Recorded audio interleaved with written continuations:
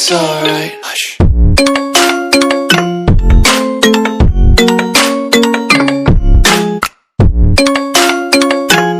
Hello and welcome back to my channel. If you haven't subscribed my channel yet, please subscribe and don't forget to see all my videos. You will definitely find it new and innovative. Bridge Course 2020-21 English unit 11 unity in diversity लेकर के आपके सामने उपस्थित हैं। तो आज unit 11 unity in diversity हम पढ़ना स्टार्ट करते हैं। तो यूनिटी का जो सेंस होता है वो है क्या होता है, एकता, और डाइवर्सिटी विभिन्नता। तो हमारे इस यूनिट जो 11 है इसका आशय है विभिन्नता में एकता। एक्टिविटी जो फर्स्ट है, look at the map and answer the question. ये आपके सामने पूरा मैप दिया हुआ है। It has lots of colour so the different language. Bharat की भाषाई विभिन्नता को दर्शाया गया है, बहुत ही अच्छे तरीके से दर्शाया गया। देखिए यहाँ डिफरेंट कलर्स हैं और कलर्स में यहाँ भाषाओं को दिखाया गया है। कश्मीरी, पंजाबी, हिंदी, नेपाली, बंगाली, उड़िया, मराठी, तेलुगु, कन्नड़ा, तमिल, मलयालम, कोंकणी। तो भाषाओं को दिखाया गया है और सबसे ज़्यादा जो ये क्षेत्र में येलो कलर से जो शो हो रहा है ये हिंदी भाषा को दर्शाया गया है। अब हम इसके क्वेश्चन सॉल्व करने की कोशिश करते हैं और आराम से इजीली आप इसको सॉल्व कर लोगे। Answer the question orally. What does this map show? क्या शो कर रहा है? तो the map shows major languages, भाषाएं बता रहा है। Name some languages spoken in India with the help of the map. तो मैप में आपने क्या देखा? हिंदी, पंजाबी, बंगाली, कन्नड़ा, आसामीज, गुजरातीज। ये आपको दिखाई दे रहा है ना, लैंग्वेजेस दिखाई गई हैं। इसके थ्रू आप नेम सम लैंग्वेजेस बता देंगे आप।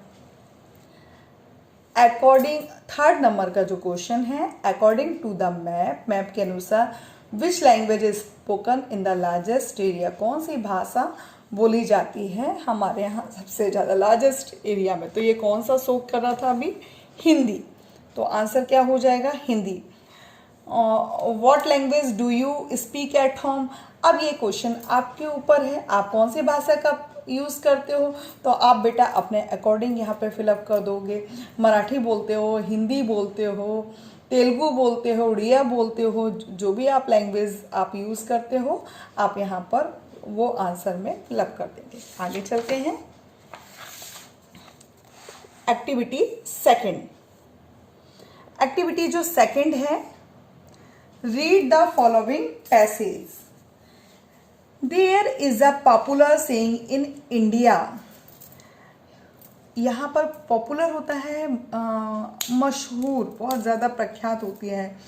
कहावत है, सेइंग इन इंडिया कहा जाता है, कोस कोस पर बदले पानी, चार कोस पर वाड़ी। यहाँ एक कोस चलो तो पानी का स्वाद बदल जाता है और चार कोस पर भाषा में परिवर्तन दिखाई देता है। This shows the varieties of language we have in India. इस कहावत से पता चलता है कि भारत देश में भाषाओं में कितने प्रकार मौजूद हैं, कितनी वेराइटीज हैं। We have in India, according to a survey by the Pupil Linguist Survey of India 2013, there are over 780 languages and 66 different scripts in India. Pupils Linguistic ने जो गणना की, Pupil Linguist ने जो सर्वे किया, जो गणना की है, सर्वेक्षण किया ऑफ इंडिया 2013 के अनुसार जो गणना की, उसके अनुसार 780 भाषाएं और 66 अलग अलग स्क्रिप्ट्स का प्रयोग किया जाता है। कहां पर किया जाता है? भारत में। The state of Arunachal Pradesh has the highest number of language, that is 90। और देखिए अरुणाचल प्रदेश एक ऐसा प्रदेश है जहां पर सबसे ज़्यादा भाषाएं प्रचलित हैं। सबसे ज़्यादा कितनी भाषाएं प्रचलित हैं? इनकी संख्या 90 है। As per the 2011 census, in India there are about 122 languages which are spoken by more than 10,000 people. अब देखिए यहाँ पर क्या बताया जा रहा है, 2011 की जनगणना के अनुसार भारत में 22 भाषाएं हैं जो कि 10,000 लोगों के द्वारा बोली जाती हैं.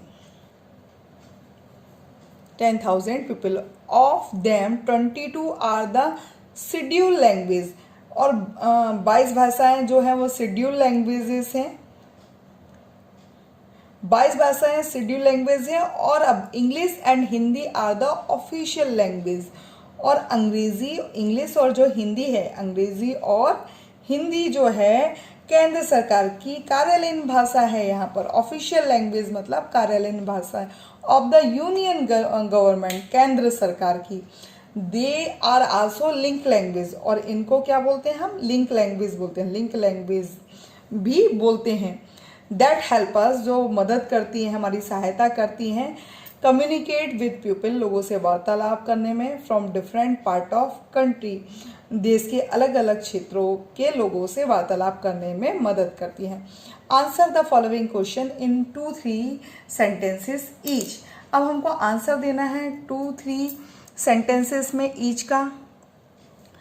What is the popular saying about languages in India? What does it mean? अब क्या चीज़ पॉपुलर है इंडिया में? पॉपुलर सेइंग अबाउट लैंग्वेजेस में in India, what does it mean? तो ये हमारा देखिए ये आंसर मिल रहा है. द सेइंग एज कोस कोस पर बदले पानी, 4 कोस पर वाड़ी. This means there is variation in language. विभिन्नताएं हैं भाषा में, फ्रॉम रीजन टू रीजन, क्षेत्र से क्षेत्र में देखा जाए. सेकेंड नंबर क्वेश्चन है, how many languages are there in India according to people linguist survey of India के अनुसार कितनी भाषाएं हैं? तो देयर आर ओवर 780 लैंग्वेजेस, 780 भाषाएं हैं according to the people linguistic survey of India 2013. Which state has the highest number of language in India? तो अभी हमने ये एक्टिविटी सेकेंड में जो पैसेज पढ़ा उसमें क्या निकल के आया था?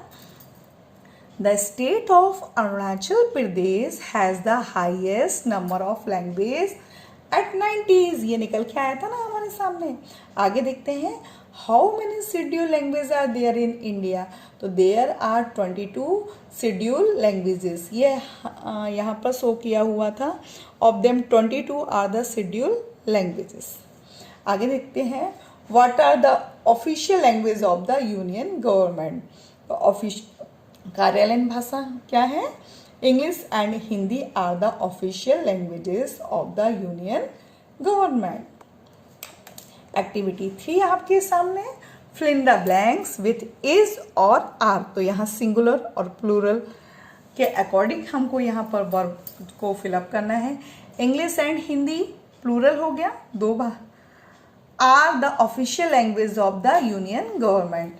English is a link language in India, यहाँ सिंगुलर है, इज आया. Hindi is the official language of Madhya Pradesh, singular इसलिए इज आया. 66 different scripts are used in India, 66 है तो यहाँ ये क्या हो गया? प्लूरल. तो अब बच्चों आप लोग बहुत अच्छे से कर लेंगे एक्टिविटी 3 भी. आप आगे चलते हैं हम एक्टिविटी 4. एक्टिविटी 4 तो बहुत ही प्यारी एक्टिविटी है. इसमें एक्टिविटी 4 इज बिफोर यू. एक चीज़ ध्यान रखिए, आप सभी लोग पेन ले लीजिए और कठिन शब्दों को नोट करते जाइए. लिसन इट केयरफुली, बहुत ध्यान से इसको सुनिए. Once a lion went to a river to drink water. एक बार एक से लॉयन नदी पर पानी पीने के लिए गया.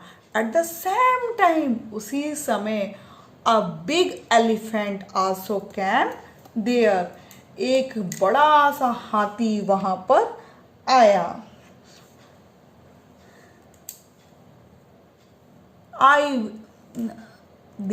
I will drink water first, growled the lion. शेर ने गुर्राते हुए कहा, ग्रॉल्ड, गुर्राते हुए कहा, पहले मैं पानी पीऊंगा. The elephant replied, no, I was here first. No, मैं पहले आया था, इसलिए मैं पानी पहले पीऊंगा। So I will drink first. The lion shouted, I have sharp teeth, be careful. तभी शेर चिल्लाया, मेरे नुकीले दांत हैं, ध्यान रहे, be careful. The elephant also shouted, I am stronger than you.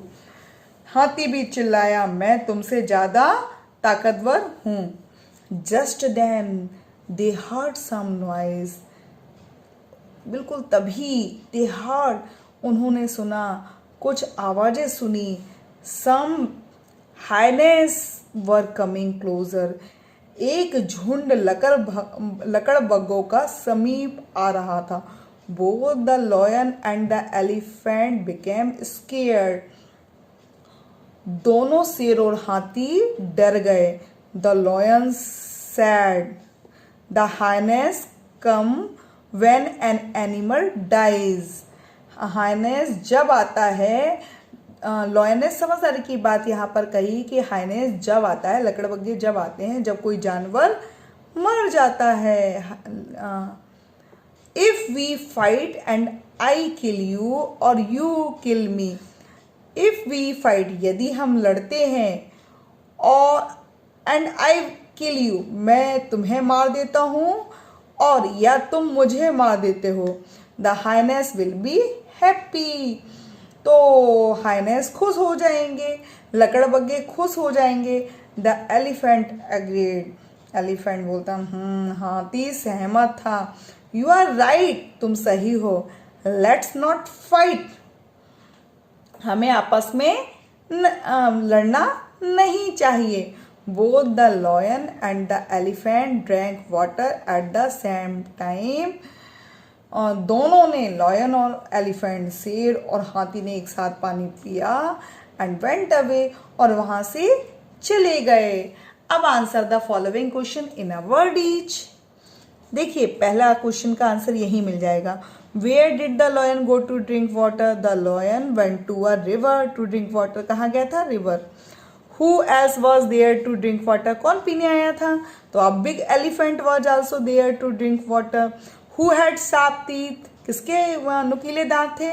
The lion had sharp teeth. Question 4, who was stronger? The elephant was stronger. What scared both the lion and the elephant? किसने, कौन डरा रहा था, मतलब कौन? Hyenas scared both of them, hyenas ने डरा दिया दोनों को। What made the lion and elephant decide not to fight with each other? They understood, वे समझ गए, that if they fought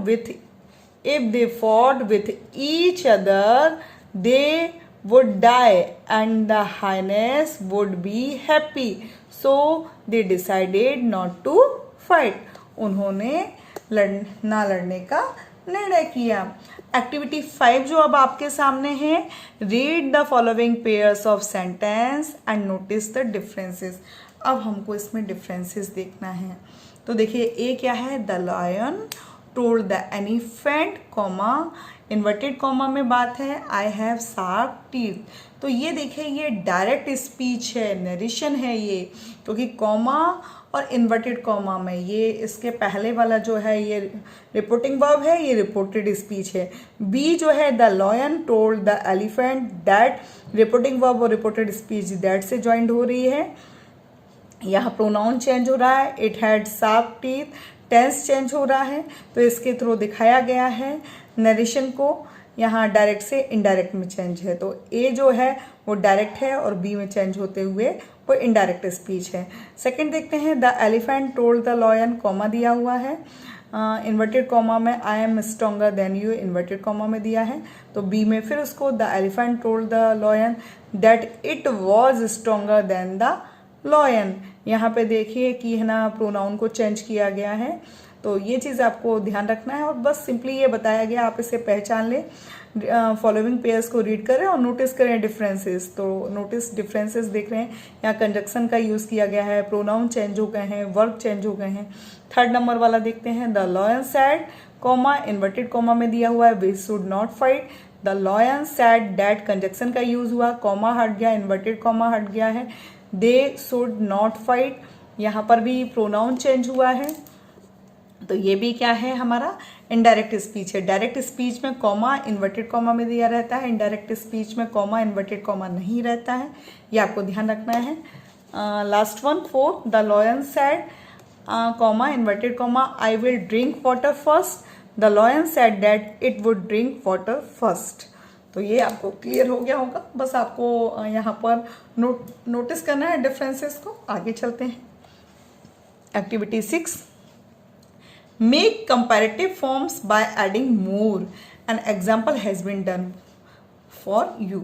अब देखिए, इम्पॉर्टेंट, यूजफुल, फेमस, इंटेलिजेंट, यहाँ क्या है, डिग्री चेंज करना है, कंपैरेटिव फॉर्म में लेना है। तो ये पॉजिटिव है, उसको हमने कंपैरेटिव फॉर्म में लिया। Important, more important, useful, more useful, famous, more famous, intelligent, more intelligent.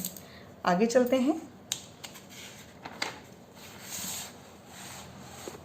complete the sentence with the newly formed word, health is more important than the wealth, William Shakespeare is more famous than John Milton, a chimpanzee is more intelligent than a 2-year-old child, a map is more useful than a dictionary while trekking।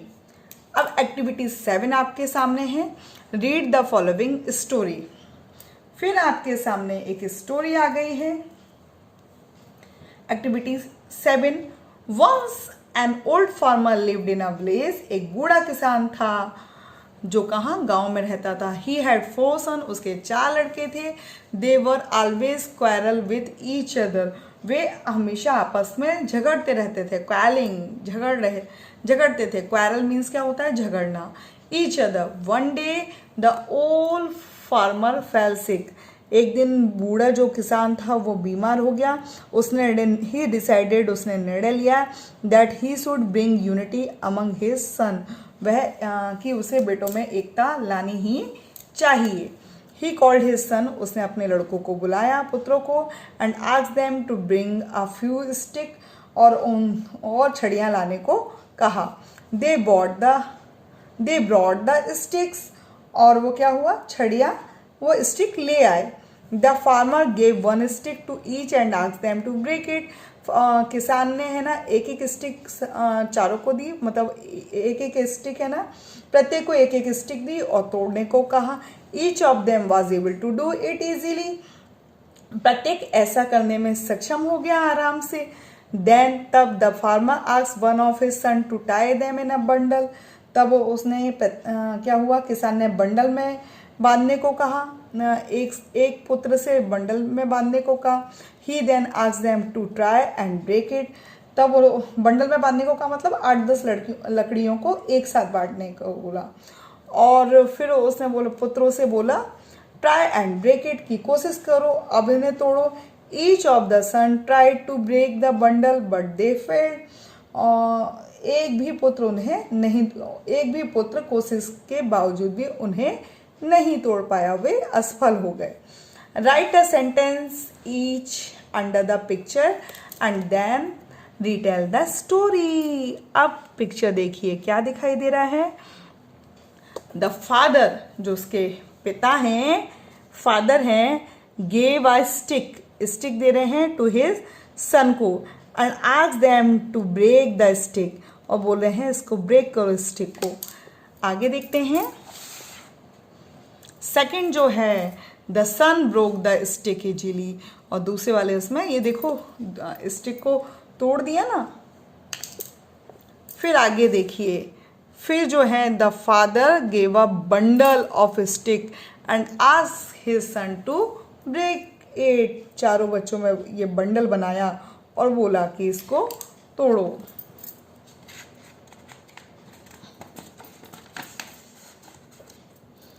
आराम से आपको easily ये story समझ में आ गई होगी। आगे देखिए, 4 the son could not break the bundle. और एक एक जो लड़के थे, लड़कों ने कोशिश की और वो उसे तोड़ नहीं सके।